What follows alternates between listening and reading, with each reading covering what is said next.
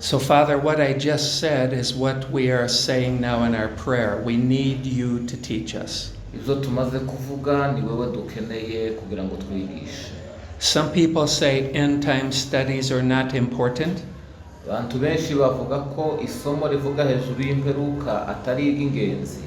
think your book says they are important. Ariko Bibiliya ijambo ry'Imana riravuga ko igihe cy'imperuka kuciga no kukimenya ari iby'agaciro. So we need you to teach us and to make these end time things clear for us. Dukeneye kugira ngo twigishe kandi isomo ryacu ribashe gusobanuka. And please let us enjoy the time with you and each other. Reka tubashe kugira ibihe byiza hagati yacu. In Jesus' name, amen. Mu izina rya Yesu, amen. Okay, like I was telling you, Chubahiro, I think I should tell everybody here. Yeah. 80 years ago yesterday, 5 November. Kuko twarimo tubiganira na Chubahiro imyaka 8 ishize. My dad was in an airplane in World War II over the country of Germany. Ise yari mu ndege muri Germany. Igihe cy'intambara y'isi ya kabiri mu Budage. The German people, it's World War II, the German people shot his airplane and it started burning and was to explode. Abadage barasa indege yaratwaye noneho irasha. So he jumped out of the airplane and a parachute brought him down and he was okay. Noneho bamaze kurasa indege ahita sohoka mu ndege amanuka mu mutaka mu mwivure yika hasi. That was 80 years ago yesterday. Iyo ejo imyaka 8 years. 80. Imyaka 80 yashize ejo.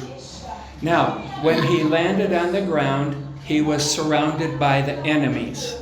Amaze kwika hasi nukuvuga ngo yazungurutswe n'abanzi. My dad's skin is a bit dark and his hair is very curly black. Nukuvuga ngo uruhu cyangwa se hano ku ruhu rwa papa we yagaragara kumwirabura ndetse n'umusatsi wiwe. So the German soldiers on the ground thought he was a Jew. Noneho abasirikare b'Abadage bibwira ko ari umuyuda cyangwa se umuyahudi. So they said, "You're a Jew," and they all put their guns on him and were ready to shoot him and kill him because they thought he's a Jew. Noneho kubera ko Abadage bagiraga ngo ni umuyuda bahita bamubwira ngo ni umuyuda twakwica.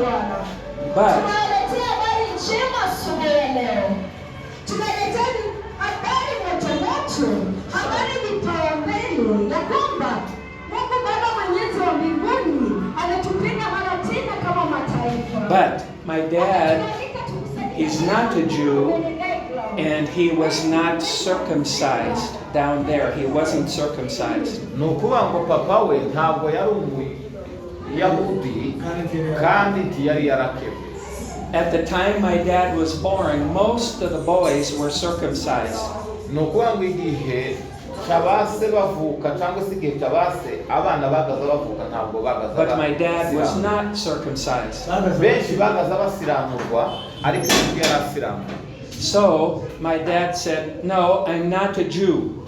Noneho isarababwira ngo bwira Abadage ati ntabwo ndi umuyahudi. So he opened his pants and showed him he's not circumcised, therefore he's not a Jew. Noneho ahita abwira Abadage ati yambura imyenda abereka ko adakebwe. Therefore they did not kill him. Noneho bamaze kubereka ko adakebwe. Now America was fighting against Israel, but they didn't kill him. Nukuvuga ngo Amerika yari mirwana na Israeli ariko ntibica ise k'umunyamerika. Israel was not fighting against Germany, but when they thought he was a Jew from Israel, they wanted to kill him. Noneho Israeli ntiyarimo irwana n'Abadage ariko bamufashe cyangwa se bagasanga ari umuyuda nukuvuga ngo yagombaga gupfa. So he was flying in an airplane that was dropping bombs on Germany. My dad was the enemy, but when they saw he's not Jew, they did not kill him. ni ukuvuga ngo muri icyo gihe barimo barwana abanyamerika n'abisiraheli barasa amabomba barasa nyine ibisasu bafata umwanzi ntibamwica basanze ko atari umuyuda. Why? Kubera iki? He's an American enemy, they don't kill him. He's a Jew that's not an enemy, they were threatening to kill him. Noneho ise ni umunyamerika ntibamwishe nk'umwanzi wabo abadage, noneho utari umwanzi ariko kubera ari umuyuda bagahita bamwica. Does anybody have an answer? They thought he's a Jew, they want to kill him, but when they find out he's not a Jew, although he's dropping bombs on them, they don't kill him. Ise si umuyahudi basanze atari umuyahudi yarimo barasa ibisasu none ntibamwishe. It's right here. God's first promise to Abraham was this one, and that is why the world hates Jews, because Satan is the ruler of the world and he makes people hate Jews. Noneho biragarura muri iri sezerano Aburahamu yahawe yuko azagirwa ishanga rikomeye, noneho amahanga yose agahita yanga aba bayuda. And that hating Jews almost blocked me from being here, because if my dad was killed, I would not have been born. Ni ukuvuga ngo rero papa kutaba umuyuda nicyo gitumye ndi hano uyu munsi. Iyo papa aza kuba ari umuyuda icyo gihe aba yarapfuye nawe ntabahari. So when you see me, I am a testimony that Satan and the world are against Israel, but all other people are okay. Twereka neza ko isi yose na Satani ari wo mwanzi uri inyuma wo gushaka kumaraho the all other people are okay. It's the Jews that are hated more than anybody. Abandi bantu bo nta kibazo bafite ariko abayuda ibo baranze. Okay, now I often mention to you I start my day with some words from the Bible for my spiritual breakfast. Kunda kubabwira ko buri gihe mu gitondo nkunda gusoma ijambo ry'Imana nk'icyayi cya mu gitondo. And some of my breakfast Sunday was from Jeremiah. Noneho muri ico cyayi cya mu gitondo cyo mu buryo bwa kiroho niyinga mu gitondo. So chapter 16 verse 14 and 15, I want us to read them and you explain them to me. Tuza kureba muri Yeremiya igice cya 16 n'umurongo wa 14 kugeza ku wa 15 muze kunsobanurira uko mwumva iyo mirongo. So through Jeremiah, God says, look, the days are coming, Jehovah says, when people will no longer say,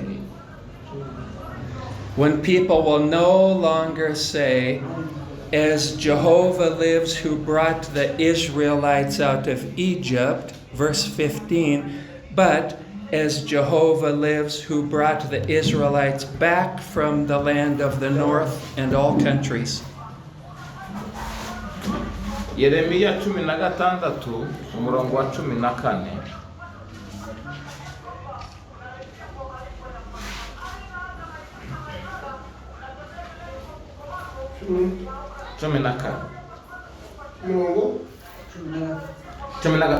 wa 14 haravuga ngo Uwiteka aravuga ati nuko dore iminsi izaza ubwo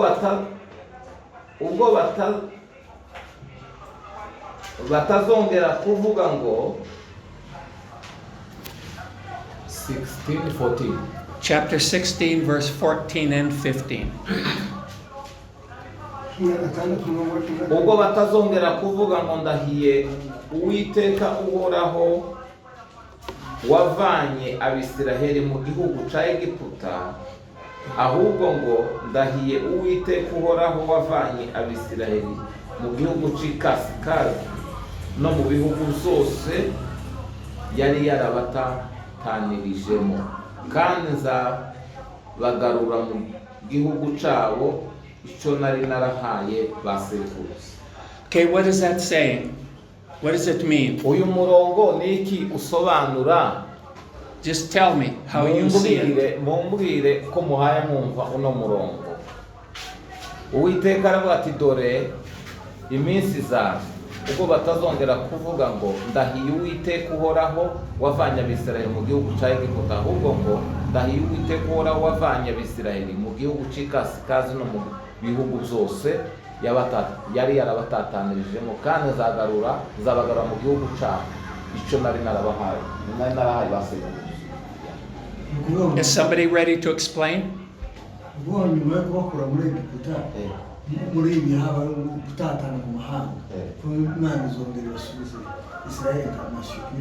Yeah, Martin is saying that the first thing, God brought the Israelite from Egypt. Yep. But time will come Then they were other time they were taken into captivity, but in the other time they will be brought from all around the world to come back in their own land. Good. So, does yours say the other time they will be brought back from the country that's far to the north? Yes, it says that. Biravuga se mu hano twadusoma ko bazagarurwa bakuwe mu majaruguru n'ikasikazi mu majaruguru ya n'ikasikazi ni amajaruguru ngo bazagarurwa bakuye mu bihugu za kure mu majaruguru. It says that. Okay, so it says from the country far to the north and from all countries. Yes, it says the same. That means mahanga yose. there's two Exodus.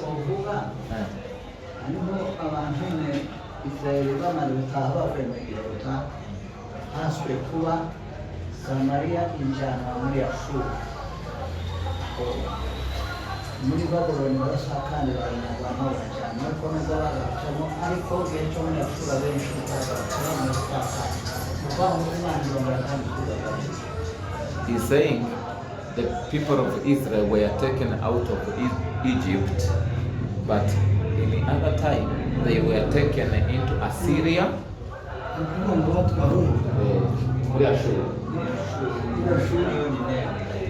In Assyria, but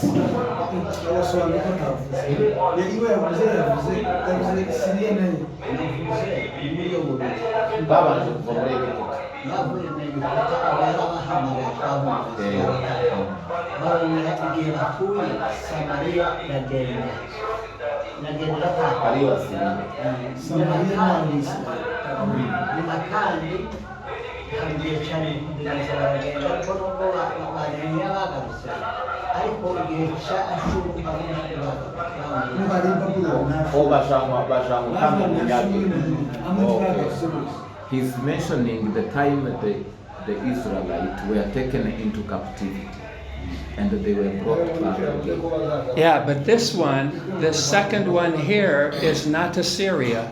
No hano kugaruka bwa kabiri ntabwo ariho hahuye n'ahangaha wari uvuze ngo bakuwe baraja mu bunyage bongera kandi baragaruka ni ukuvuga ngo ntabwo ariho hano haye havuga. This is another one.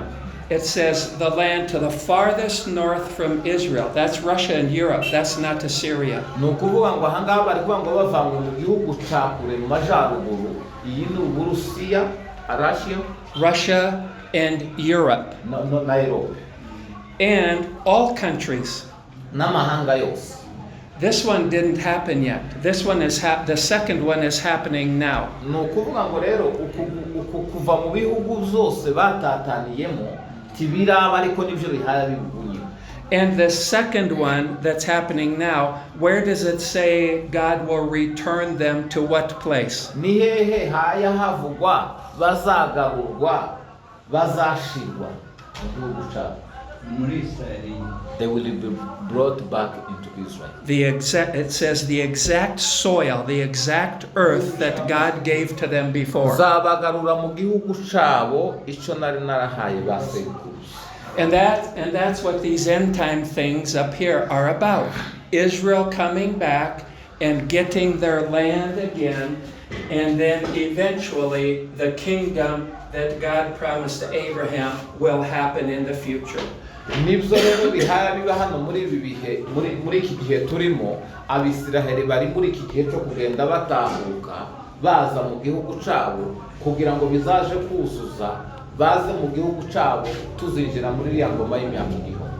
So what I'm saying is, any place you look in the Bible, you don't have to look very long before you will find something that's talking about the end times. Ahantu henshi ugenda ureba muri Bibiliya uragenda ugaruka ugasanga bagaruka kuri bino bihe by'imperuka. Now, I want to go to Daniel 9:24. Turebe muri Daniyeli igice cya 9 n'umurongo wa 24. Now, the reason we're looking at this is because when Jesus talks about the end times, he mentions Daniel. Impamvu turi kureba ibi ngibi ni bivuga hejuru y'imperuka kandi baza kwerekanamo na Daniyeli. And he quotes exactly from Daniel chapter 9 when Jesus is talking about the future end times. Yesu avuga hejuru yo y'imperuka yahise n'abakoresha aya magambo Daniyeli yari yaravuze. Now, we will look more at Daniel chapter 9 another time, but I want us just to see this verse. It makes an outline for the end times.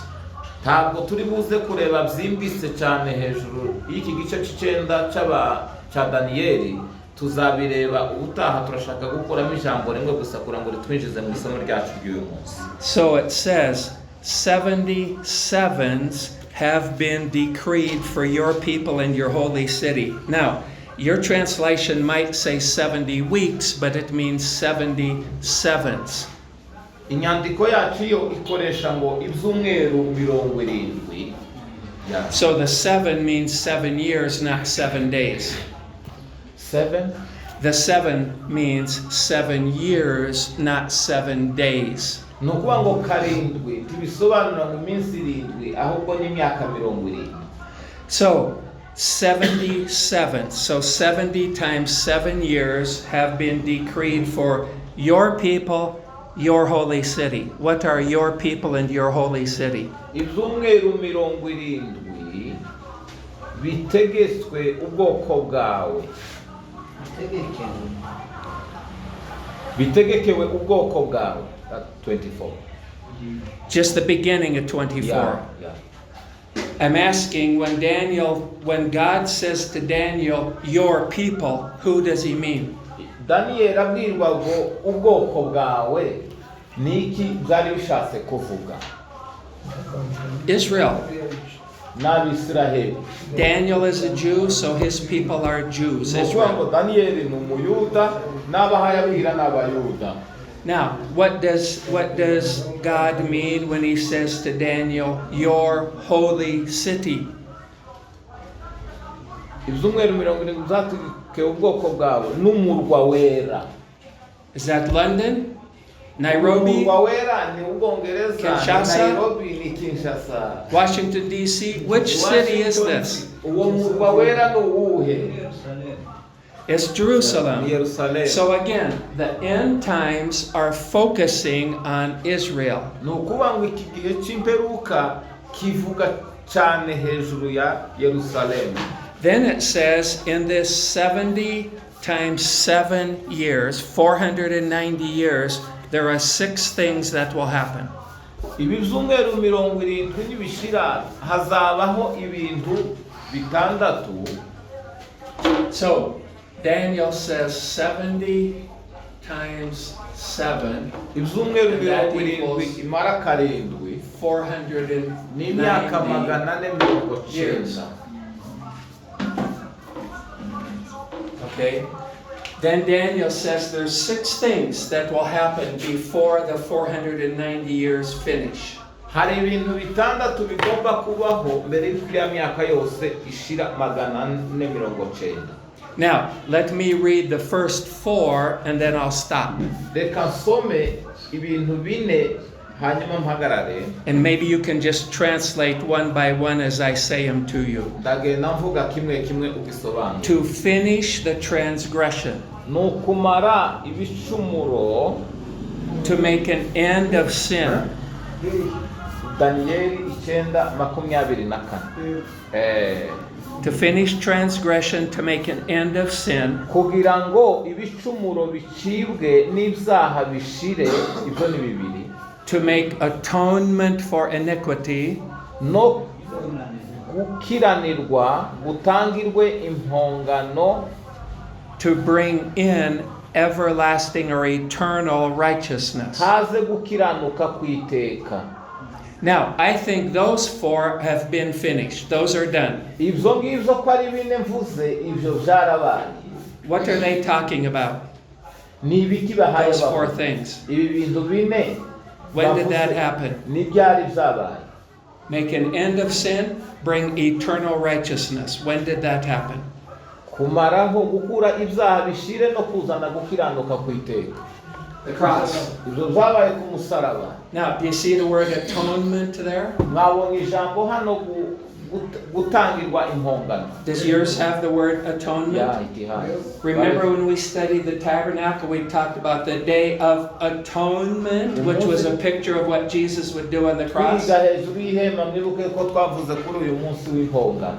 And what does it mean to bring in eternal righteousness? Niki bisobanura kuzana gukiranuka kwiteka?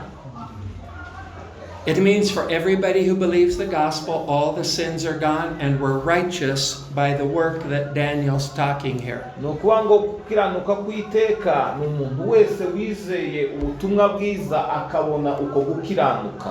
But now, the number 5 one, it says, to seal up vision and prophecy. Icya gatanu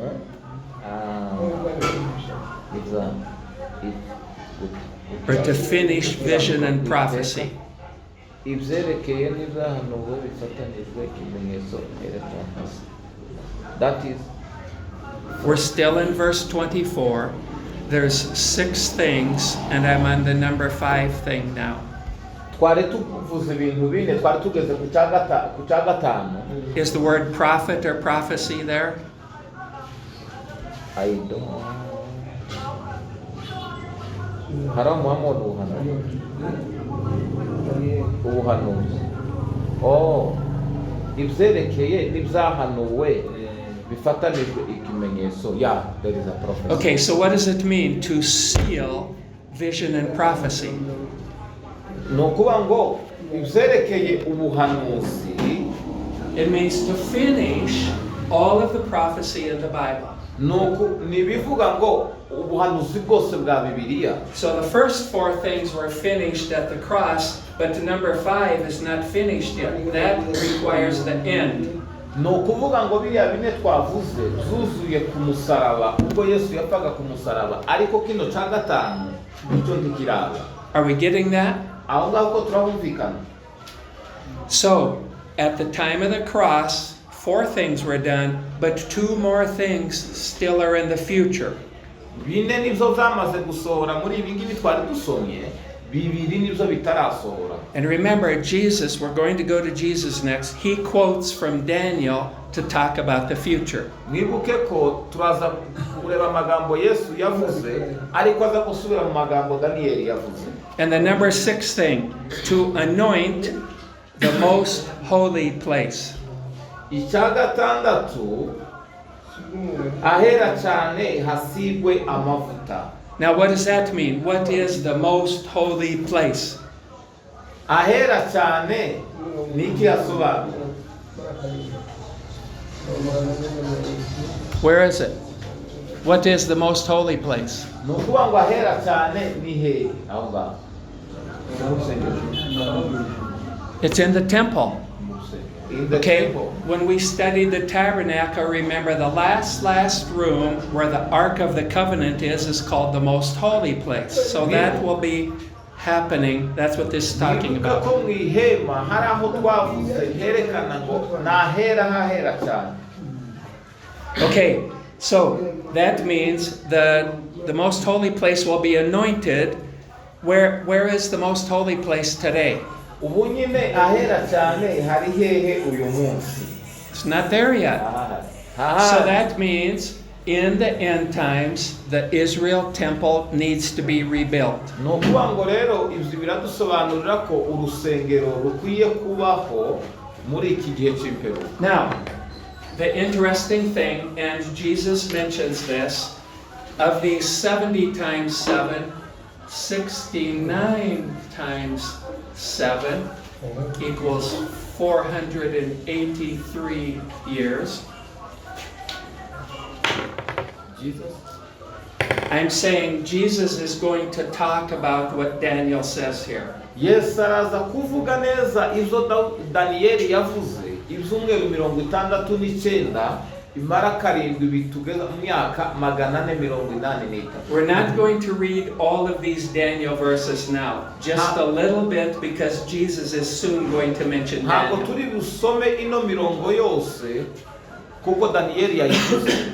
So Daniel says 483 years from the thing Daniel's talking about there, Messiah will be cut off. That's the Imyaka cross. 483 Mesiya azicwa. But the number 70th times 7 equals the last 7 years. That one didn't happen yet. Mesiya azicwa imyaka 70 mara karindwi bituganishe mu zumweru 7.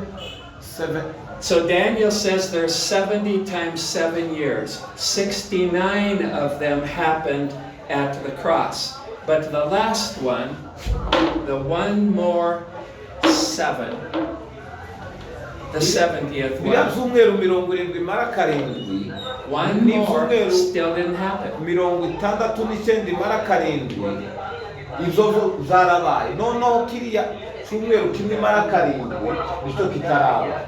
Now, so remember, we're going to see soon where Jesus talks about the time of the Gentiles. Turaza kureba rero iki gihe cy'abanyamahanga Yesu abivuga. Okay, so what I pointed out when we read Daniel, God said to Daniel, 70 times 7 for your people, for Israel. Ibyumweru 70 n'ibishira by'ubwoko bwawe ariyo Israheli. But after Jesus was killed, then God went to the Gentiles, so the last 7 years has not been accomplished yet. Nukuvuga ngo biriya byumweru bimaze gusohora Yesu aricwa, ariko iki ngiki cyumweru kimwe imara karindwi nicyo kitarasohoka. And that is that one right there. It's not a coincidence that 7-year great tribulation in the future is also the same 7-year Daniel mentioned. Ntabwo ari uruhurirane rw'ibintu, ahubwo ni hano tubona kino gihe cy'imyaka 7 igihe cy'imibabaro. So between the 69th and the last one is the times of the Gentiles. Noneho hagati y'ibi byumweru 69 n'iki cyumweru kimwe imara karindwi And ni that's, igihe cy'abanyamahanga. and that's the time we're in now. That is this time. We're in that Nicyo now. gihe turimo cy'abanyamahanga. Okay, have you heard that before? The times of the Gentiles? Igihe cy'abanyamahanga hari ubwo mwari mwabyumva mbere. But we're going to see Jesus is the one who made those words. It wasn't me, it was Jesus who said the times of the Gentiles. Turaza kureba neza ko iki gihe cy'abanyamahanga ari Yesu wabivuze cyangwa se ari Yesu wabigaragaje. So now let's go to Matthew 24. We're going to do that whole chapter. Dusome Matayo 24 umurongo wa mbere kugeza kwa 22. So Jesus was in the temple, Yesu yari the mu old rusengero, temple before it was destroyed, urusengero rwa mbere rutarasenywa with his 12 disciples. n'abigishwa 12. And when they came out of the temple, Bamaze gusohoka mu rusengero, they were standing outside looking at this beautiful temple. bareba ukuntu urwo rusengero ari rwiza rurimbishijwe. And his disciples say, wow, look at this beautiful temple. Abigishwa baravuga ngo murebe runo rusengero ukuntu ari rwiza. But Jesus said, it will be destroyed. Yesu arababwira ngo ruzasenywa. So let's read about that now. Matthew 24:1. Jesus came out from the temple and was going away. And was going away when his disciples came to point out the temple buildings to him. That's verse 1. Yesu asohoka mu rusengero, akigenda abigishwa be baramusanga bashaka kumwereka imyubakire y'urusengero. So is there a temple now? Ubune urusengero rurahari. Teacher, there in the Bible, there is 69, 40, 62, in Daniel. Yeah, but it mentions 7 and 62, but it leaves the last one. 62 and 7 is 69, right? No kuvuga ngo ni ibyumweru 62 na kare biza kukwiza 66. Okay, let me explain a little bit more. I wasn't going to do that, but that's a good question. So, Daniel says, from the time the king of Iran, whose name was Artaxerxes Longimanus, he was a real person.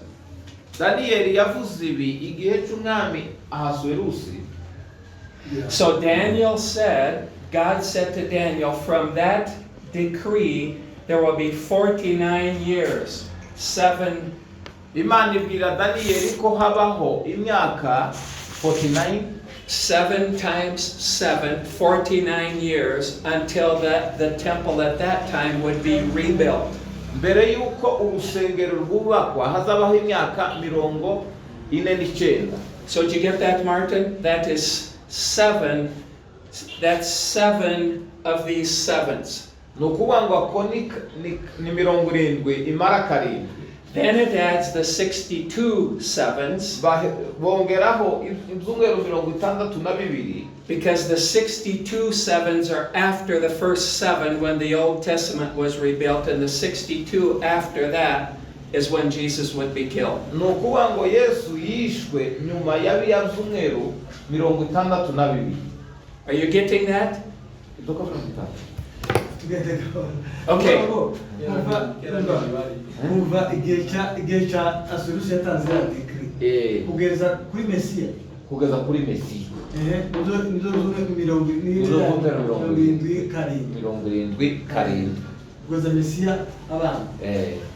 Noneho usubira ku igihe cya Mesiya kugeza ryari.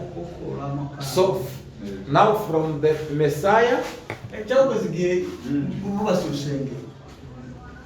urusengero rwubatswe mbere yari ya myaka 49. kuva igihe cya decree ya Asurusi kugeza bubatse urusengero. Niyo 490. Niyo 49.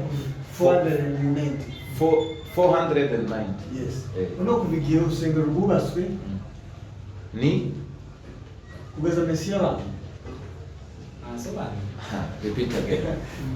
Okay, so no, we understand. The first one is from the time of that decree up to when they built the temple. Yeah, that was 49 years. Yes. And then after, from that period until when? Until Jesus dies on the cross, that 49 plus the other time makes 483 years.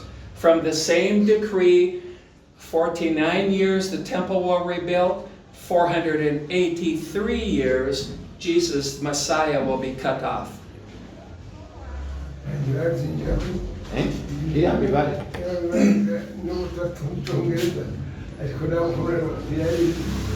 So the 70 is divided into 3 parts. 7 hasigare karindwi gushiraho 62. The 70 times 7, the first 7 years times 7, 49 years, the temple will be rebuilt in Daniel's time.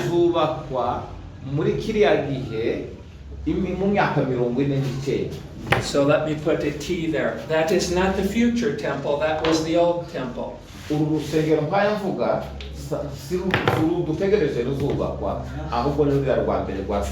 Then another 62 times 7, so 7 plus 62 is 69 times 7. The cross. hariya ibyumweru 62 nibwo Mesiya yishwe. Okay, but there's still one more of these sevens that hasn't happened yet. Hakaba ikindi cyumweru kimwe icyo ngicyo cyo tikirasohora ntikirara.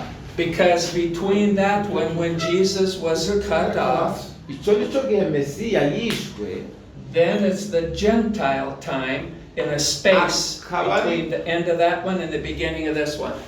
kurangira kwa kiriya Mesiya yishweho hakaba na kiriya kindi kimwe kitarasohora niyo hagati abanyamahanga bari. Are we together now? Does that make sense now? Aho ngaho bwaba bisobanutse. Aho bisobanutse. Yeah. Are we together? We are together. Okay, so that God's clock Isaha is y'Imana turning the years. iragenda imyaka. But when the Messiah is cut off, igihe Mesiya yishwe, he was supposed to be the king of this nation. aho yagombaga kuba umwami w'iri shanga rya So the Isirayeli. 490 years were for Israel to get their temple and their king. But when they killed their king, God punched pause. Iyi myaka 49 bubaka urusengero abayuda irangiye, noneho ya saha y'Imana irahagarara. The clock for the Jews, he punched pause, but the other clock for the Gentiles, he punched go. Noneho ya myaka 49 y'urusengero imaze kuzura, Imana ihagaritse iriya saha yayo, hongera hagenda iyindi saha, noneho iragenda ariyo saha y'abanyamahanga. So this first 483 years, God is working on this side, but when they kill their king, God stops this side and he starts this side. No, And this is imyaka. our side. Imyaka 443 irangiye, Mesiya amaze gupfa, noneho ya saha y'Imana yari ku bayuda rya shanga ryayo irahagarara, Imana ireka abana n'abayuda cyangwa se Isirayeli, noneho iraza ya saha yayo ikomereza mu gukorera mu banyamahanga. But there's a time in the future when the clock for the Gentiles, for the church, God will punch stop. Hariho igihe n'isaha y'Imana kandi iyiha igenda ku banyamahanga nayo muri kazoza izogenda igahagarara.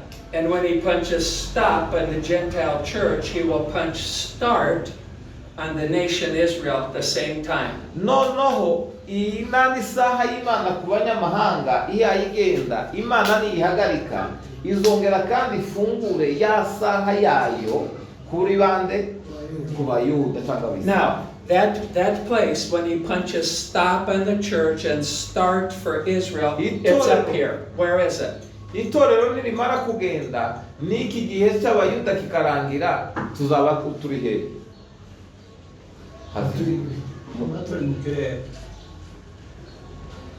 That time of He punches stop on the church and start on Israel kingdom. ni ukuvuga ngo Imana izahagarika iriya saha donc y'urusengero cyangwa se kujanwa kw'itorero ifungura indi saha, iyo ngiyo ni isaha y'iriya ngoma y'imyaka igihumbi. You guys probably are knowing the answer. Where is it? Mwebwe mushobora kuba muzi icyo gisubizo.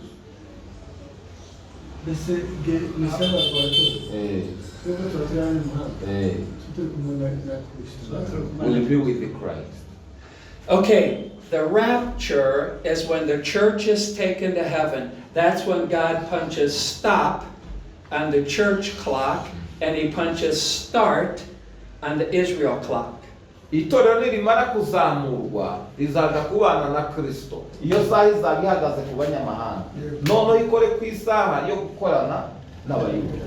And that is this last 7 of the 70 years. The last 7 years of God's plan for Israel, it's right there. Nibwo rero kino cyumweru kimwe kisigaye kizaba gitangiye, aricyo tuvuga hariya cy'imyaka 7.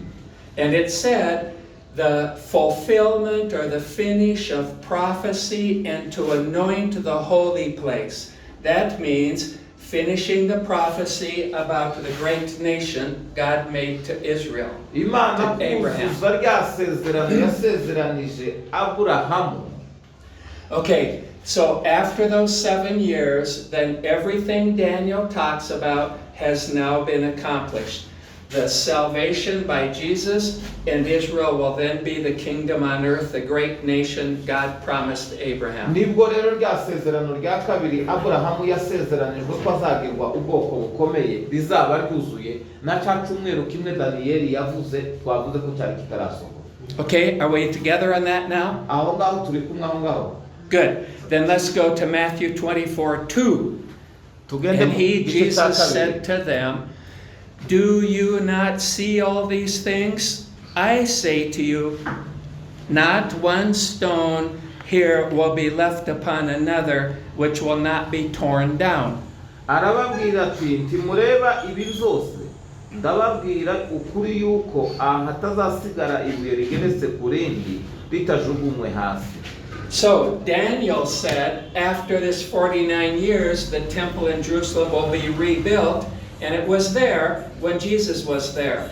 But Jesus says it will be destroyed again, and then later rebuilt again. noneho igihe yesu yari ku isi urusengero rwari rukiriho arababwira ngo uru rusengero ruzasenywa ariko kandi ruzongera rwubakwe kandi. So 37 years after Jesus said this, the temple was destroyed. noneho imyaka 37 ishize rwa rusengero rurasenywa. Okay, are we together on that? aho turi kumwe uko rusengero Who rurasenywa. destroyed that temple? ninde wasenye ruriya rusengero? ba witwa gitu Titus. Sorry? ni Titus. No. Well, it was the Rome government. ni ubutegetsi bw'abaroma bwasenye ruriya rusengero. Yes. So 37 years after Jesus' death, the Rome government destroyed that temple.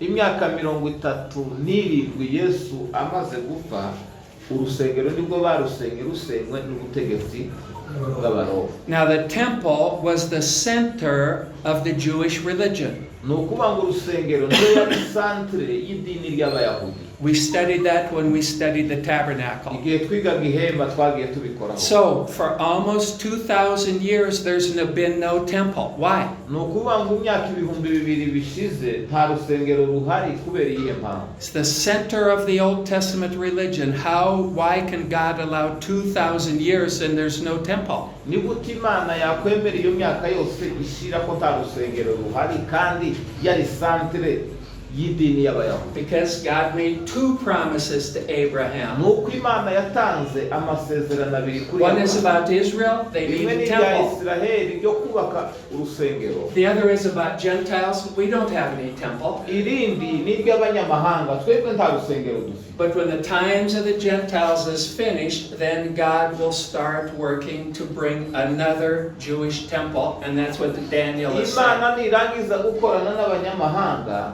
nibwo izagarura abisiraheli kandi icyo gihe izabagarura nibwo noneho rwa rusengero ruzuba. So I want us to see this 7 years great tribulation. That number first comes from Daniel, but the book of Revelation uses exactly the same number. murebe kino gihe cy'imibabaro cy'imyaka 7 daniyeli arabivuga ariko no mu byahishuriwe yohana arabigaragaza. Now, if you see a picture of Jerusalem today, you can see one of the old walls of the temple is there, but the temple is gone. There's no temple. nyine yerusalemu ureba ukuntu yubatse ariko nta rusengero ushobora kubona uyu munsi. Now, Luke records the same story that we're reading in Matthew, but Luke is a gospel written to Gentiles. Matthew is written to Jews. ni ukuvuga ngo matayo yandikiye abanyamahanga yandikiye abayuda ariko luka we yandika hariya muri kiriya gice cya 21 iwe yabwiraga abanyamahanga. So Luke wants to talk about the Gentiles, so Luke added something in his gospel that Matthew wasn't important, and that's the time of the Gentiles. luka avuga hejuru y'igihe cy'abanyamahanga bitandukanye n'uko Matayo iwe yabivuzeho. Did you get me? Yeah. Okay, so Luke 21:24. And they shall fall by the edge of the sword, and shall be led away captive into all the nations, and Jerusalem will be walked on by the Gentiles until the times of the Gentiles is fulfilled or finished. Luka 21 n'umurongo wa 24. Bamwe bazicwa n'inkota, abandi bajanwe mu mahanga yose ari imbohe, kandi i Yerusalemu hazasiribangwa n'abanyamahanga kugeza ubwo ibihe by'abanyamahanga bizashirira. So where do we get this phrase, the times of the Gentiles? We Igihe get it from cy'abanyamahanga Jesus. niyo tubibona, turabibona hano muri Luka. Yesu abivuga. Okay, so nobody here said they heard of that before. It's too bad, because Wow. Jesus is the one who said that. Abantu bavuze ngo ntibari bumva ijambo rivuga hejuru y'igihe cy'abanyamahanga, ntibizaba ari byiza, kandi Yesu yaragiye So abivuga Jesus igihe is cy'abanyamahanga. talking about the times of the Gentiles, which are just beginning soon after his death. Yesu amaze gupfa nibwo icyo gihe cy'abanyamahanga cyahise gitangira. So in the book of Acts, Paul says 2 times Pawulo yavuze inshuro zibiri he's working with the Jews. akorana They're n'abayuda, rejecting him, so he knocks the dust off his feet. yakoranye n'abanyamahanga n'abayuda. Abayuda ntibamwumva, baramwanga, ngo akunguta umukungugu mu birenge bye. And Paul says, now I am turning to the Gentiles. That's the beginning of the times of the Gentiles. Pawulo aravuga rero ati ubwo mwanze mwebwe abayuda mpindukiririye noneho abanyamahanga. Okay, any question about that? Aho hari ikibazo mbere yuko dukomeza. That's our time. We're No. Gentiles. This is our time. Iki ni igihe cyacu cy'abanyamahanga. Now, back to Matthew 24, verse 3. none Israeli muri Yerusalemu barasabira ko narasabira none basengera he? Where the Jews worship God today, They don't. have They don't. temple. Someplace there's synagogues, but there is no temple. Nta hantu bafite ubu nyine basengera, ariko bafite amasinagogi. Is it a difference between synagogue and temple? There's always only one temple. Synagogue is local places. It's just a building. It Yeah. means people come together to read the Kuvuga Bible. ngo isinagogi n'urusengero, urusengero rwo ni rumwe, ariko amasinagogi iyo ni menshi agiye abana ahantu hatandukanye. There's a synagogue here in Nairobi. Hano i Nairobi hari isinagogi. Only one temple and only one place in all the world, but synagogues can be anywhere. But synagogues are just for reading. They are not for sacrifices and Ni worship. ukuvuga ngo muri sinagogi ni ahantu gusa basomera ibyanditswe, ariko mu rusengero iho naho batambira ibitambo. So mostly the Jews today do not worship the true God. Mostly the Jews today do not worship or know the true God. They're in ignorance. Uyu munsi hafi abayuda bose ntibahaye baramya Imana kuko ntaho bafite bayiramiriza. But we read 2 weeks ago, Niko bimeze. They are just worshiping without giving those sacrifices. Yeah. Niko none bakora. they can only do their sacrifice at the temple. They can't do their sacrifice anyplace Ni ukuvuga else. ngo nta handi hantu bashobora gutambira ibitambo hatari mu rusengero. So that's what I am saying. In God's Jew plan, he punched stop. Ni ukuvuga ngo niyo mpamvu navuze ngo Imana, How they believe about the forgiveness of sin. Sorry? How they believe about forgiveness of sin. They don't believe. They rejected the forgiveness of sin when they killed Jesus, so they don't have any true belief. Ibo ni gute bazi hejuru yo kubabarirwa kw'ibyaha. Mwarimu akavuga ati kubabarirwa kw'ibyaha barakwanze. I know they don't believe Christ, and they don't offer sacrifice. They're just like most church people. Bameze They pray, abayuda they try to be ubundi good. They're just exactly the same. abayuda uko bakora uyu munsi bakora cyo kimwe n'amakanisa yacu ni ukuvuga ngo abantu baza bicara So bagasenga my Uber driver bringing me here today uwanzanye mu modoka is a good Roman Catholic. ni umugatolika I asked him how to go to heaven. namubajije ngo ese niba He said, I'll pray and ask God to forgive me. aramusubiza ngo ni ugusenga ngasaba imana That's what the Jews are doing, exactly the same. niko abayuda baba bakora uyu munsi. So we shouldn't be surprised that the Jews are religious without the cross when most church people also are religious without the cross. niyo mpamvu rero tudakwiye guseka abayuda barimo baraterana ngo ko bararamya imana nta musaraba, nicyo kimwe natwe abanyine abanyamahanga abanyamadini duterana ariko batizera umusaraba. bazi kuko Kristo yabaye igitambo bikwiriye.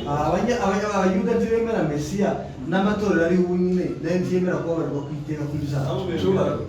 nyuma yo kuzura kw'itorero nyuma yo kuzura k'urusengero noneho igihe ruzuzu hazongera habe kandi ibitambo bazabatanga ibitambo bizabaho cyane bizabaho kandi igitambo ntacyo bazi ntacyo.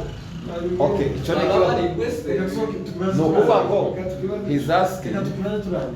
he's asking after the temple is built again, will there be other sacrifices? Yeah. The Jews will offer sacrifices. They will do sacrifices again.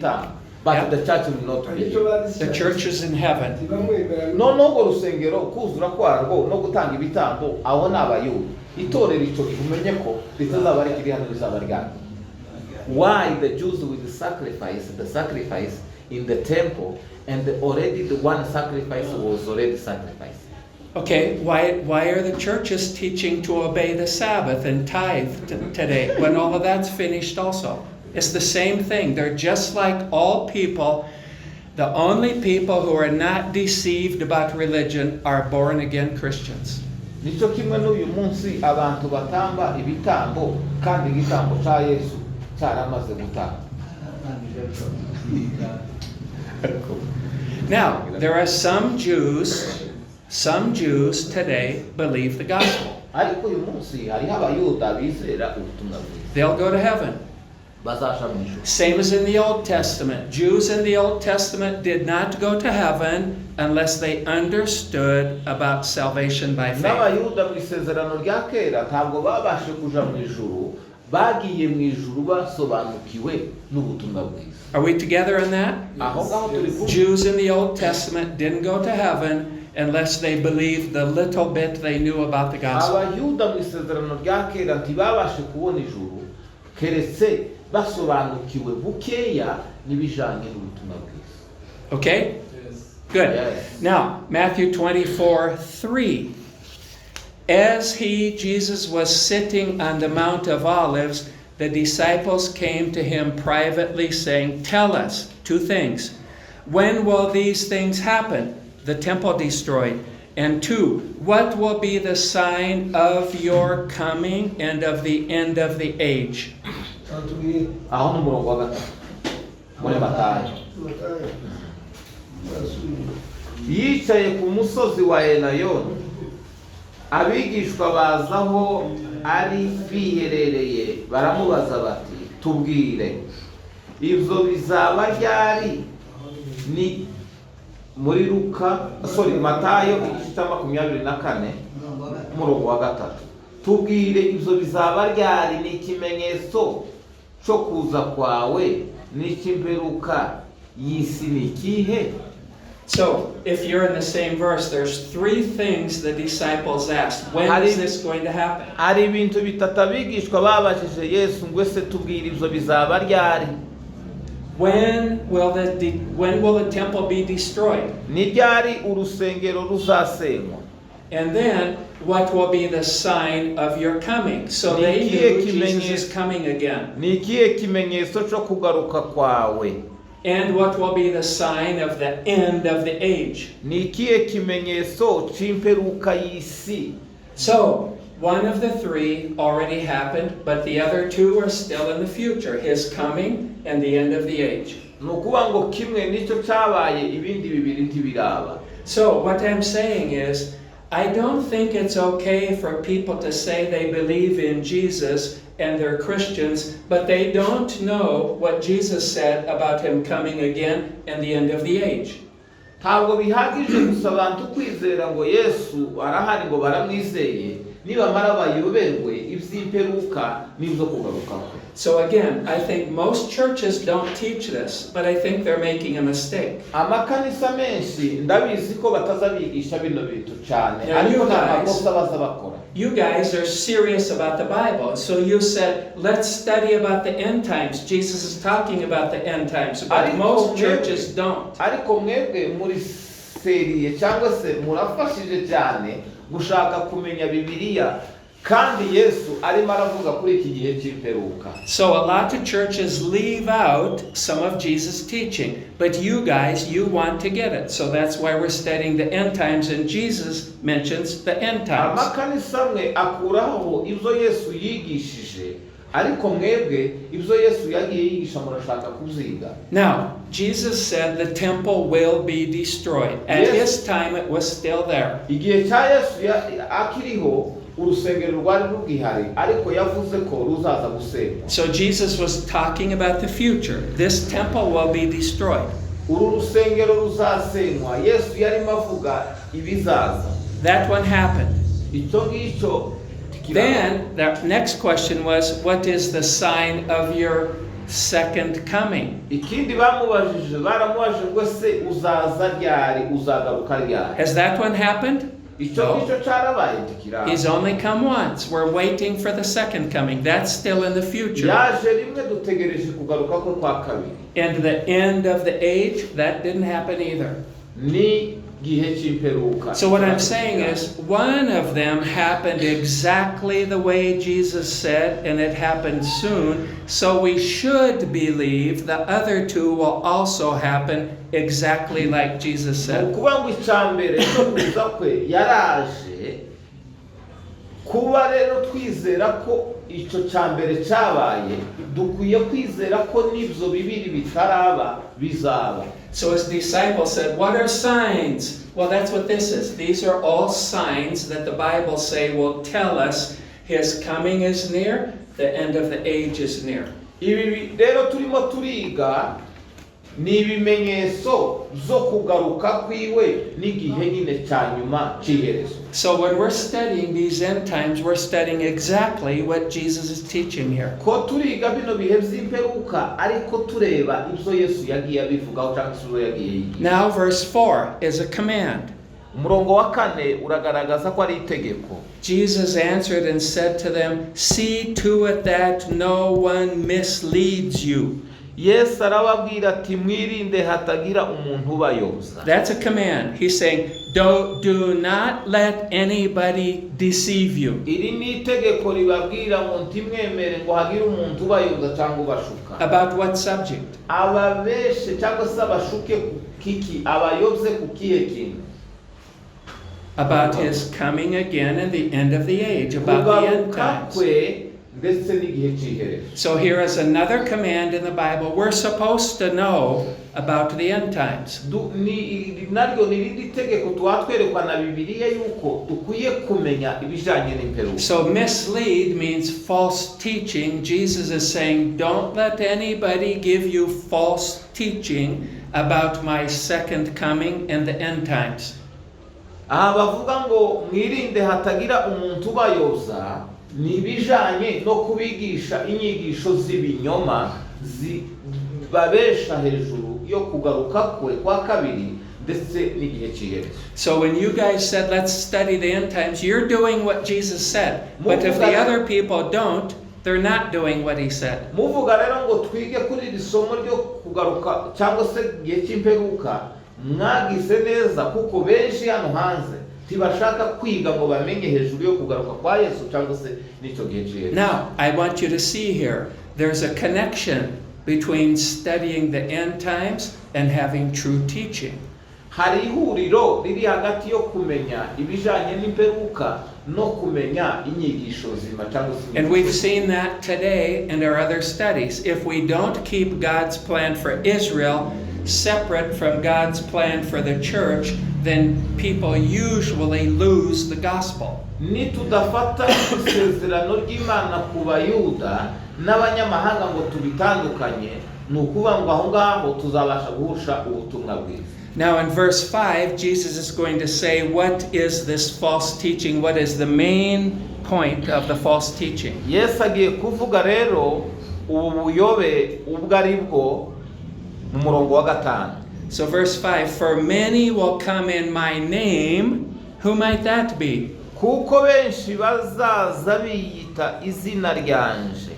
People who say they believe in Jesus, like pastors and bishops and Bible teachers who say they are Christians. Abantu benshi bazaza biyita mu izina ryanje, bavuga ngo ndi kanaka, mfite titre runaka, ndi runaka. But now he's introducing, he doesn't use the word, but the idea of Antichrist. He's not. Now he's introducing the subject of Antichrist, although he doesn't use the Greek word Antichrist. Araza gukoresha ijambo rya antikristo, ntakoresha izina rya antikristo, ariko ni antikristo uzaba uhayivugwa. So what does Antichrist mean? Nukuvuga ngo antikristo bisobanura iki? Antichrist means there's somebody called Jesus who said he is Christ, but Antichrist said, no, it's not him, I am Christ. No, antikristo mu busobanuro bwiwe azaza yavuga ngo hariho umuntu witwa Kristo ariko ni jewe. And that is the main thing about the Great Tribulation. The Antichrist is saying, Jesus isn't the Christ, I am the Christ. Muri iki gihe rero cy'imibabaro nibwo rero antikristo azakora cyane akavuga ngo Yesu ntabwo ari we Kristo ahubwo ni jewe. So what do these false teachers say? I am Christ. Nukuvuga ngo ababigisha b'ibinyoma bazavuga ngo ni jewe Kristo. So that's Antichrist teaching. Iyo ni inyigisho ya antikristo. That's what the gospel, the apostle John in 1 John says, we already have many antichrists, but there's another one antichrist later. Niko Yohana yanditse aravuga ngo hariho ba antikristo benshi, ariko hari undi antikristo uzaza. Okay, now verse 6. And you will be hearing of wars and rumors of wars, but see to it that you are not frightened, not afraid. Muzumva iby'intambara n'impuha z'intambara, mwirinde mudahagarika imitima. Now there's another command. Iryo ni irindi tegeko naryo duhawe. So Jesus is talking about the end times, and he's the one that gave the name, the Great Tribulation. He's talking about wars, all of these terrible things in the tribulation. He's talking about them. Yesu ni wayivuga hejuru y'iki gihe cy'imibabaro kandi agakoresha, and he uses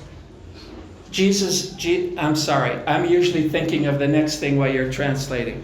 So Jesus is talking about all of these dangerous and scary things that happen in the end times. Yesu karavuga ibintu zose bikomeye biteye ubwoba bizagenda biba bigaragaza iki gihe cy'imibabaro. But then he says, don't be afraid.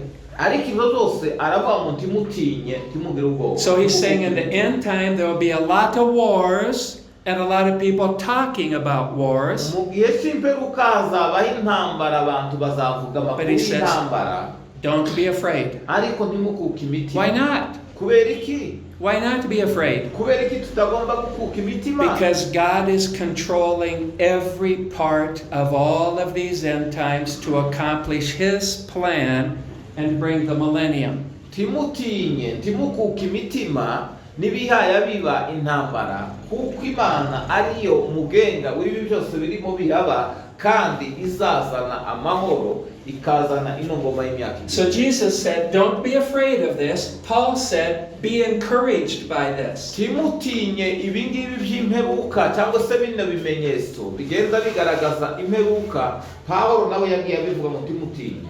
So he says there will be wars, these things must take place. hazabaho intambara, ibi biteye ubwoba bizaba, ariko ntimutinye. Why does he say they must take place? Ibi bintu bizaba, si ukubesha, bizabaho. God's plan. Ni umugambi Nothing w'Imana. can change God's plan. Ntacyohindura umugambi w'Imana. Then he says, but that is not yet the end. Ariko kandi ibyo nubwo bizaba, imperuka izaba itaraba. Okay, so I want us to see here, wars, rumors of wars, they are God's plan. It's not Satan doing it. It's not politics doing it. It is God doing it for his plan for the future. Ni ukuvuga ngo izi ntambara n'impuha zizagenda ziba hirya no hino, ni Imana izaba ihaye ikora ibyo ngibyo, ntabwo ari Satani, ntabwo ari politike.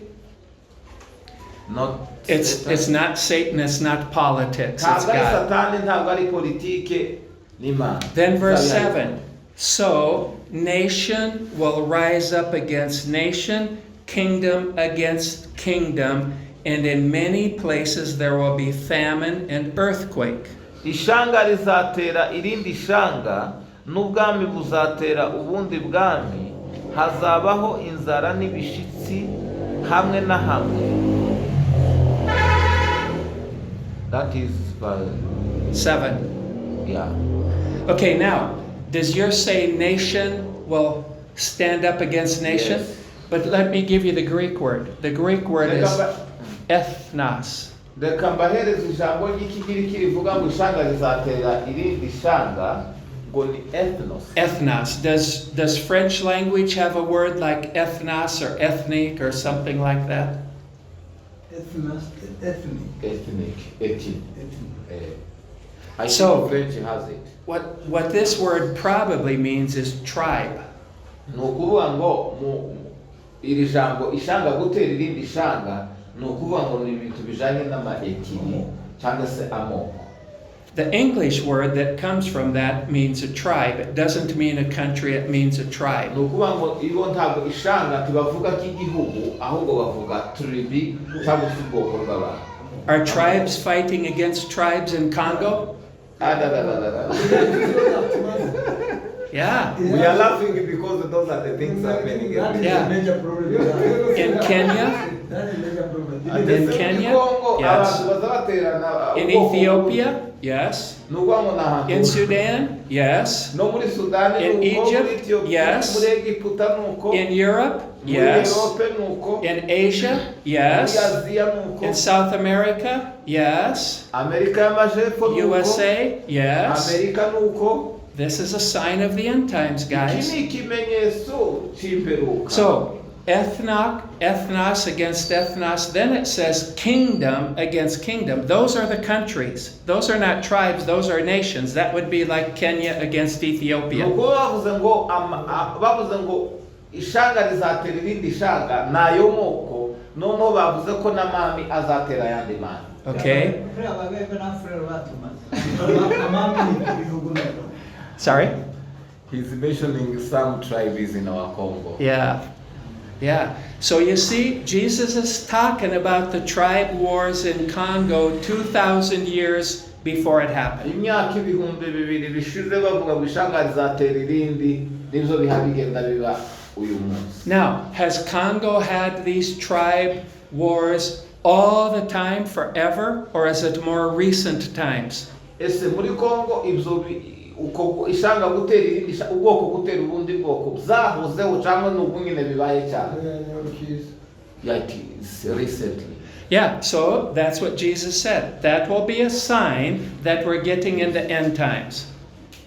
Nibyo Yesu rero yavuze ngo bimenyetso by'imperuka cyangwa se byo kugaruka. Verse 8, but these are only the beginning of labor pains. Ariko ibyo byose bizaba ari itangiriro ryo kuramukwa. Now, labor pains. All of us guys, we don't know what labor pains are, but we've heard about them from women. Twese kumenya hejuru y'uku kuramukwa ntitukuzi twebwe abari hano, ariko tukuzi twarakumvise ku bamama babyara. The board is not big enough. But here's what I understand labor pains are. Icyo numva hejuru y'uko kuramukwa cyangwa se kubabara. So a woman who's pregnant, but before the birth, Umubyeyi utwite ariko utarabyara. so you will know this from your wife. One day she'll say, "Oh, I had a pain." Umunsi umwe uzumva umugore akubwira ngo ko ndumva mu nda nkaya. And you say, "Sorry, honey." Ukamubwira ngo pole She says, mukunzi. "It's okay. It's okay." Umubwira ati Now it might be several days or a week, and then she gets, "Oh, another one." wamubwira ngo pole no aravuga ati sawa ko numva meze neza. Undi munsi ashongera atake. And the next one's a little bit bigger. Noneho undi munsi nataka atake noneho cyane. And then the next one might be 1 or 2 days later, Noneho nyuma y'iminsi nk'umwe cyangwa and it's ibiri, bigger. kwa gutaka noneho So kwiyongera. it means the end times will start out with a few signs that are not so big, and there's time. But when time goes, they will get closer, closer, closer, bigger, bigger, bigger, bigger, until the end. Noneho iki gihe cy'imperuka ibimenyetso byabyo bizagenda biza gahoro gahoro, ibimenyetso bigaragare ariko bigenda bikura kugira ngo bigeze ku rwego nyine ruhanitse And then finally, the baby is born. hanyuma rero ko ku mugore nyuma ibise bimara kuba byinshi noneho So what is the baby being born? And Jesus talking here, what is it when the baby is born? What does that mean?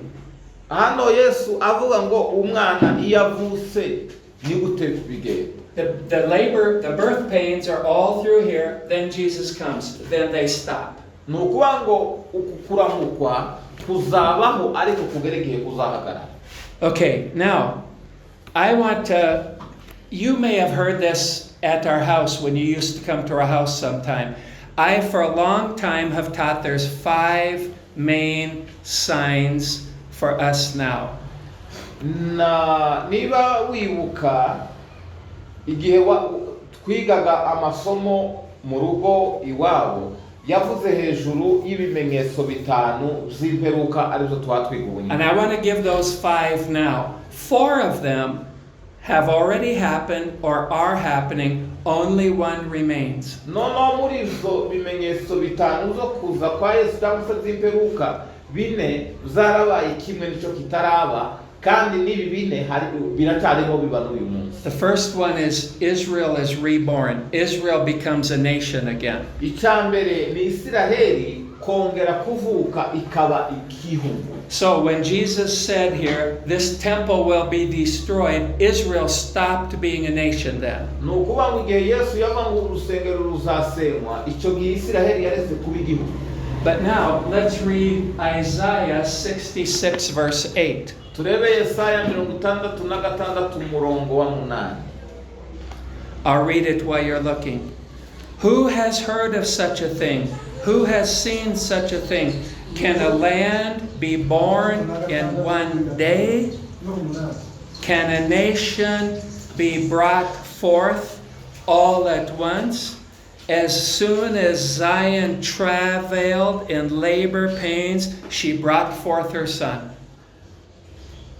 Yesaya 66 umurongo wa 8.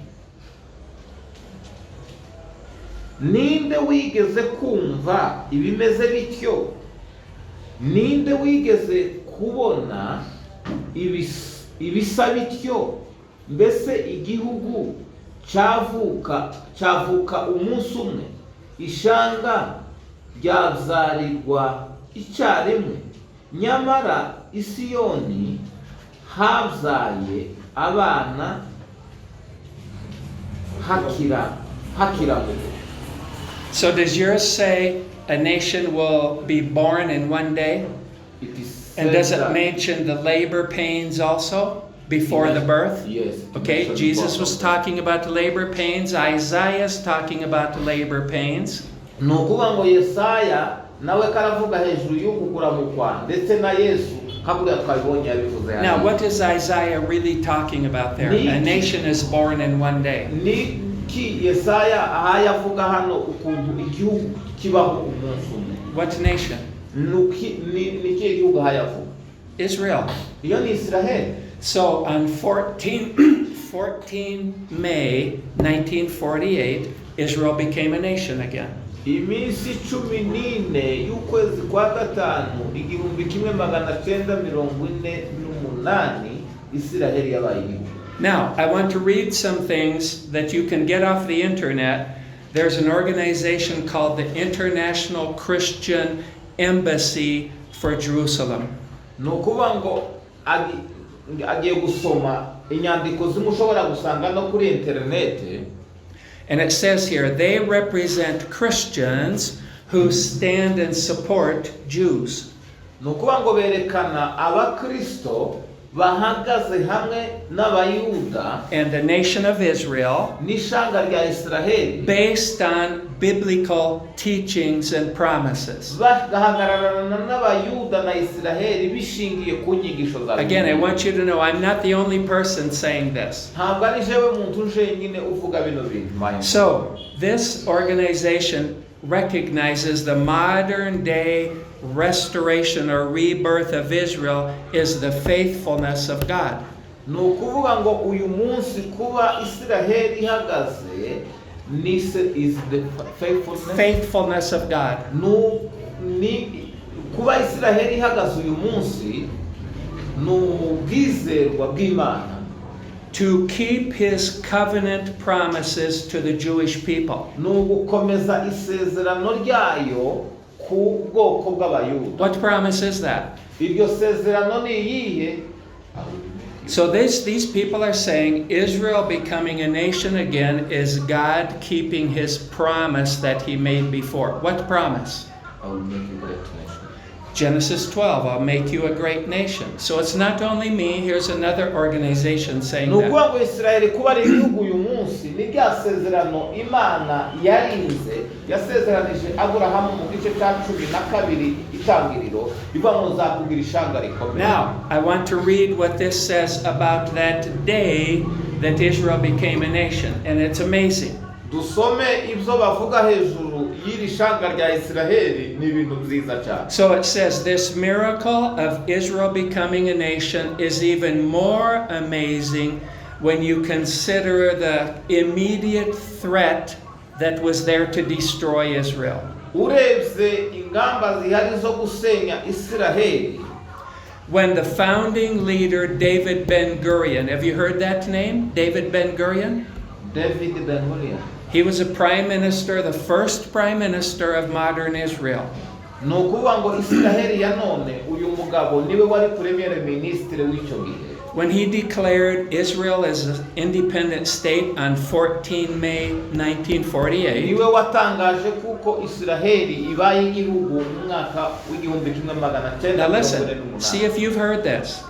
It was immediately attacked by 5 Arab armies. Nukuvuga ngo bamaze gutangaza Isiraheli nk'igihugu yatewe n'ibihugu birindwi. Israel has just become a nation and 5 Arab armies, militaries immediately attack it. Nukuvuga ngo ibihugu by'Abarabu bitanu byahise bitera Isiraheli icyo gihe.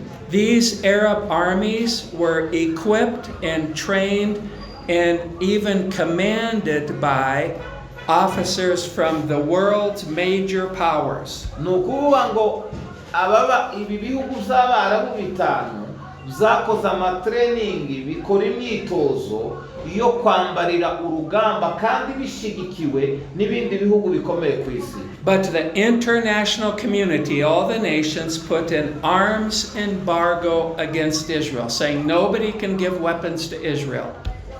Noneho ibihugu bifasha ababarabu ariko Isiraheli nta muntu n'umwe wayifashaga icyo gihe. And then it says only one nation in the world supported Israel then. You know which one it was? Hari igihugu kimwe cyagaragaye ko gishigikiye Isiraheli icyo gihe.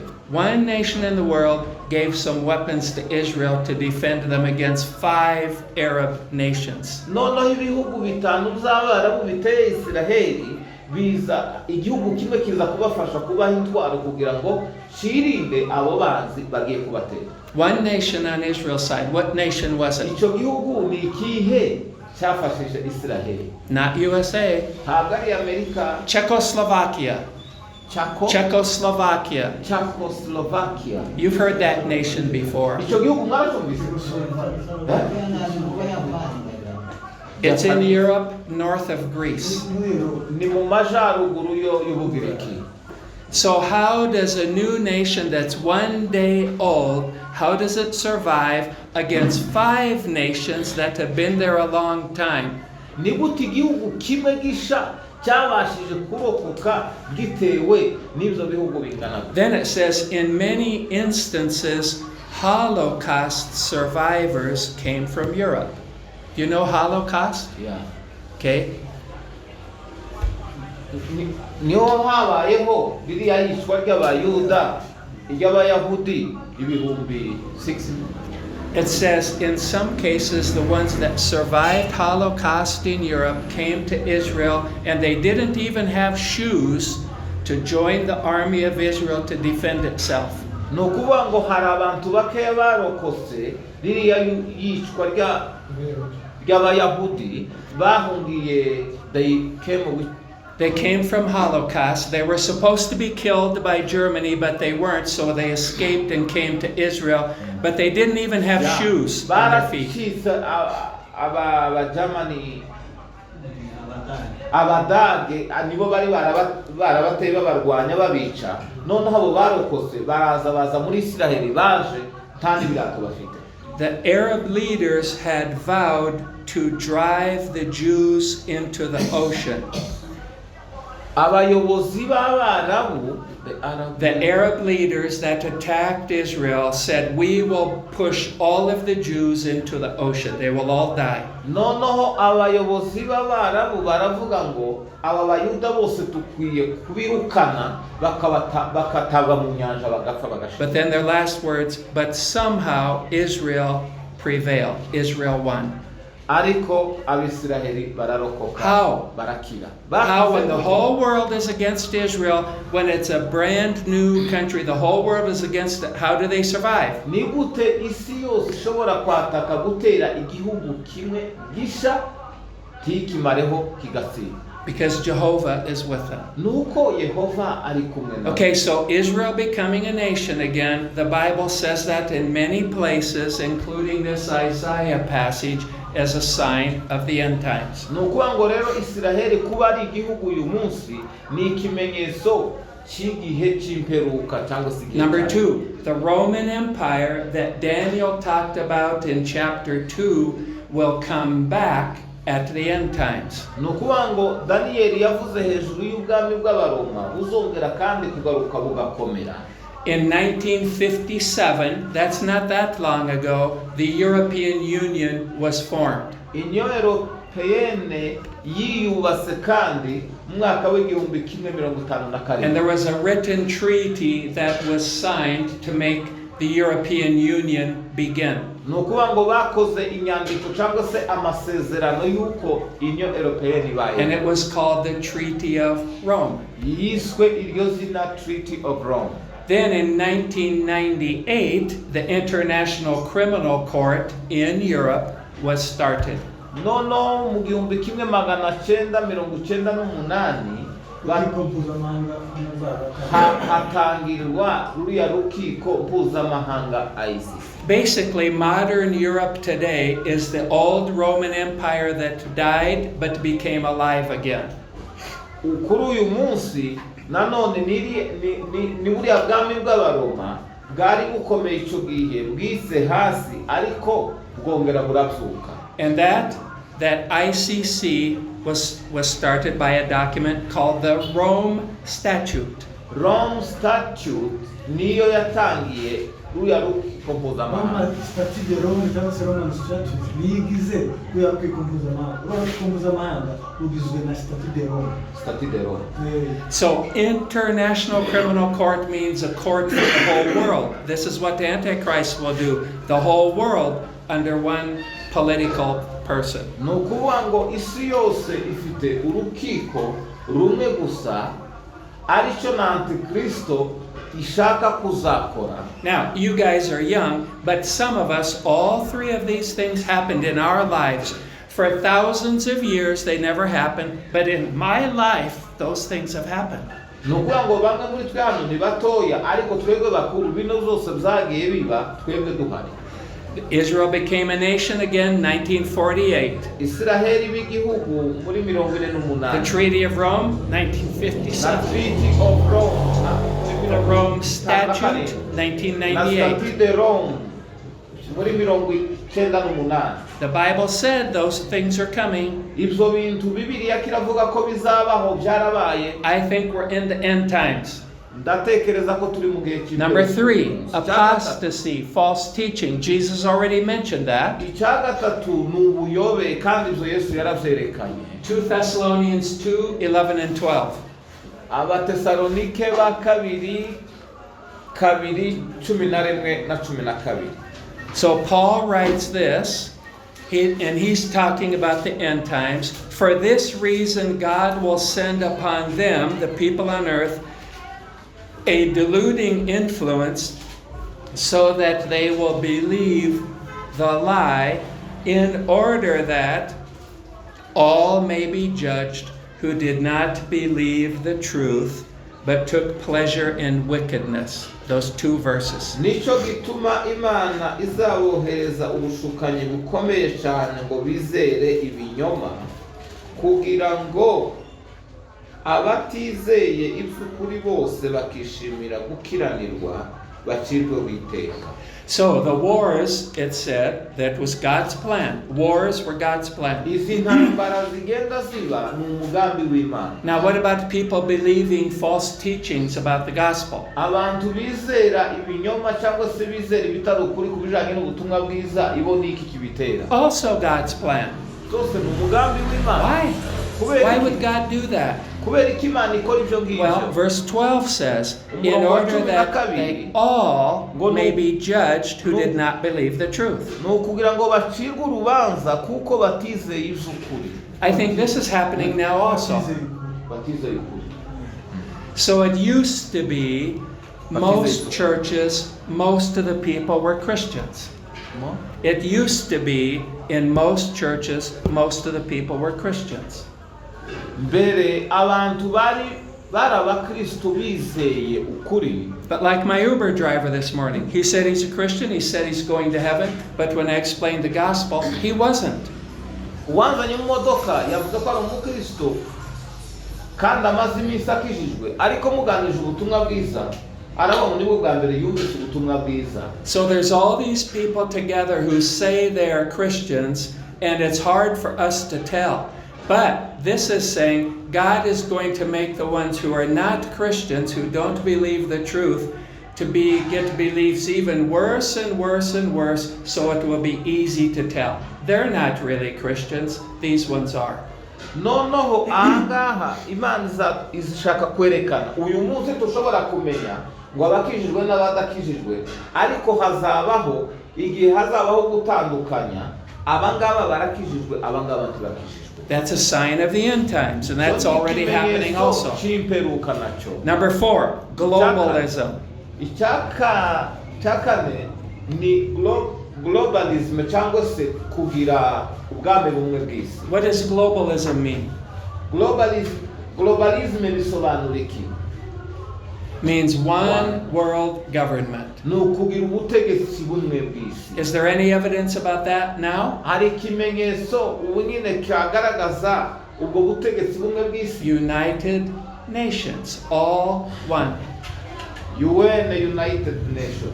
When we had COVID a few years ago, we heard a lot about World Health Organization, WHO, World Health Organization. Hariho organization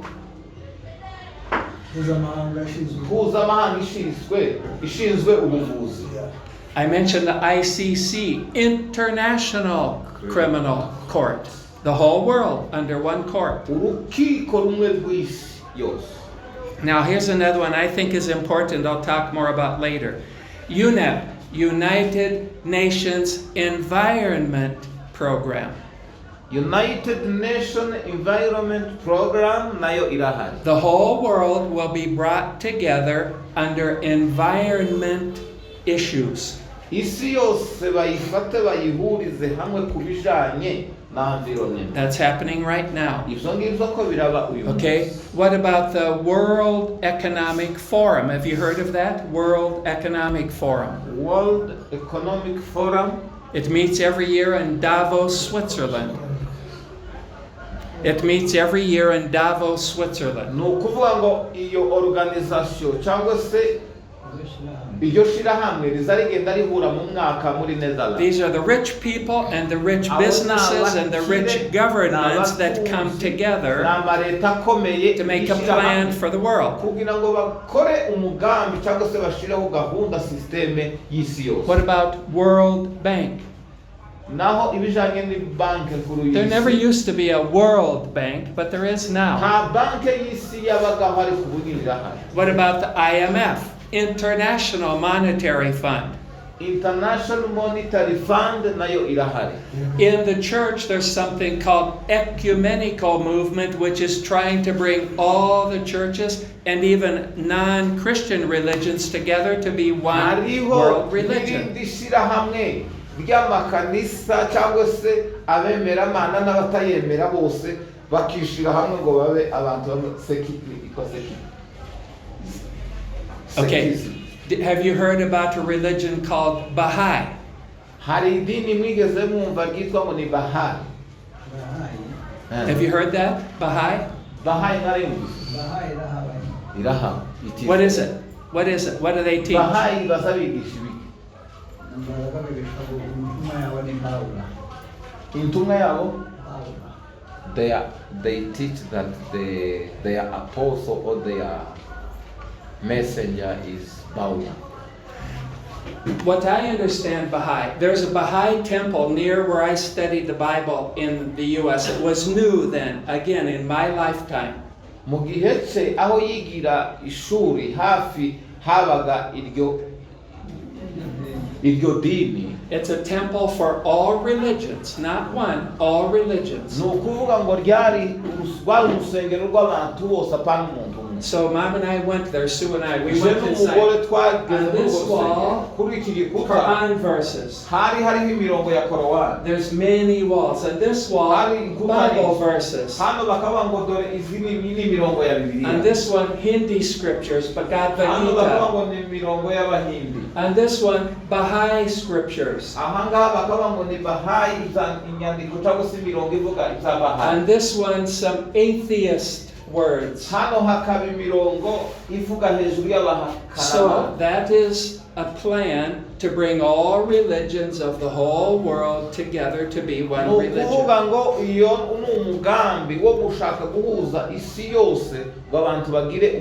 In the book of Revelation, the Antichrist has the false prophet, and Babylon the Great, the prostitute, that is bringing the religions of the world together. It's already happening.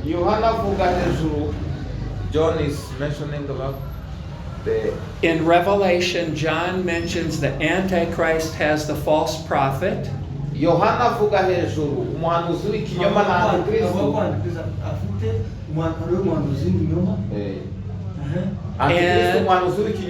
And that prostitute who isn't a prostitute, called Babylon the Great.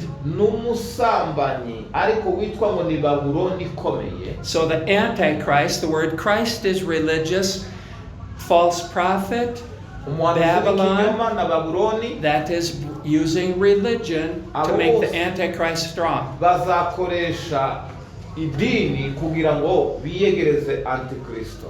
That's happening. Okay, then the fifth one that I used to teach. Do you remember us studying this long time ago in my house Sunday mornings? Yeah. I don't know if you were there or not. I was there. The fifth one didn't happen yet, but will soon. The temple rebuilt. So Solomon built a temple and the Assyrians knocked it down. Then this decree from the Iran leader, and Ezra and Nehemiah built a temple again.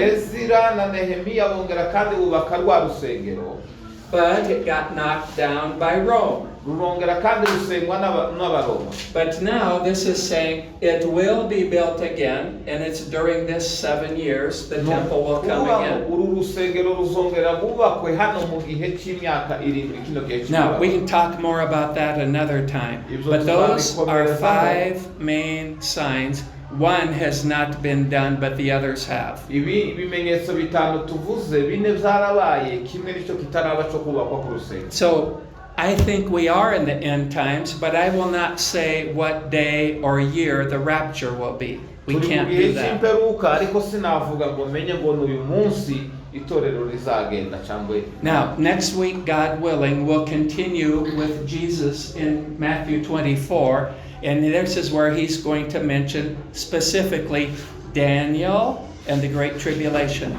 Tuzakomereza ubutaha Matayo 24 aho Yesu avuga ibyo Daniyeli yagiye avuga. So Jesus is going to say, when you see the abomination of desolation spoken of by Daniel the prophet, Yesu azaza kuvuga hariya muri Matayo ngo nimubona ikizira ngo kije mu rusengero. and that is the Antichrist going into the temple right there in the halfway point of that 7-year Great Nukuvuga ngo icyo Tribulation. gihe ni hano mu gihe cy'imibabaro, hano hagati nyuma y'imyaka 3 n'igice, icyo kizira kizinjira mu rusengero. So, although most churches don't teach this, I think the Bible strongly supports this idea. And Jesus is supporting this Nubwo plan. amatorero menshi atigisha ibijanye n'imperuka, ariko Bibiliya irabishigikira cyane kuko kwiga ngo tumenye ibi ngibi ari iby'ingenzi. Now, it's 10:30, so I'm stopping. Amasaha yacu arageze saa 4 n'igice.